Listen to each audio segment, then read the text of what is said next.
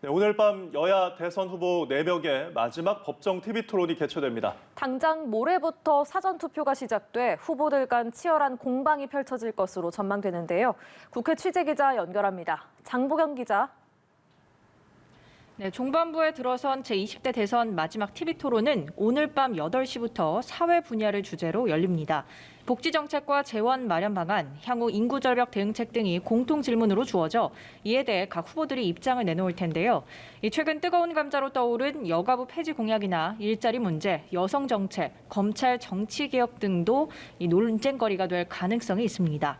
백중세 속 양강 후보들이 또다시 서로의 약점과 제기된 의혹들을 어디까지 파고들지, 또 야권 단일화 협상이 사실상 좌초된 후 윤석열 후보와 안철수 후보가 처음 만나는 자리여서 이 두 후보 간의 기류 역시 관전 포인트가 될 수 있습니다. 후보들은 일정부터 비웠습니다. 다른 후보들은 토론 막바지 준비에 집중하고 있고, 이 양강 후보들은 주한 우크라이나 대사 접견 일정만 추가했습니다. 그렇군요. 각 당 선대위 분위기는 어떻습니까? 네, 일단 여야 모두 모레부터 이틀간 실시되는 사전투표를 적극 독려하고 있습니다. 지지층을 향해 초박빙 구도 속 소중한 한 표를 꼭 행사해달라고 촉구했습니다. 이재명 후보는 첫날 서울에서, 윤석열 후보는 첫날 부산에서 이 사전투표를 할 예정이고, 심상정 후보도 첫날, 안철수 후보는 검토 중입니다. 양강은 중도층과 부동층 표심을 잡기 위한 막판 영끌 모드에도 돌입했는데요. 민주당 선대위는 이번 선거는 난폭한 운전자냐, 유능한 길잡이냐를 선택하는 것이라고 규정하면서 국민 통합으로 나아갈 수 있도록 끝까지 최선을 다하겠다고 밝혔습니다. 정치 교체, 경제를 키워드로 내세우며 계속해서 인물론을 부각하는 전략을 펴고 있는 겁니다. 반면 국민의힘 선대위는 문재인 정부가 자신들만이 절대선이라고 우기며 진영 논리로 국민 분열을 일삼아왔다며 대선을 앞두고 방역 패스를 폐지한 것을 놓고도 의도가 뻔히 보인다고 비판했습니다. 정권 교체 당위성을 강조하기 위해 현 정권에 대한 공세 수위를 올리는 것으로 풀이됩니다.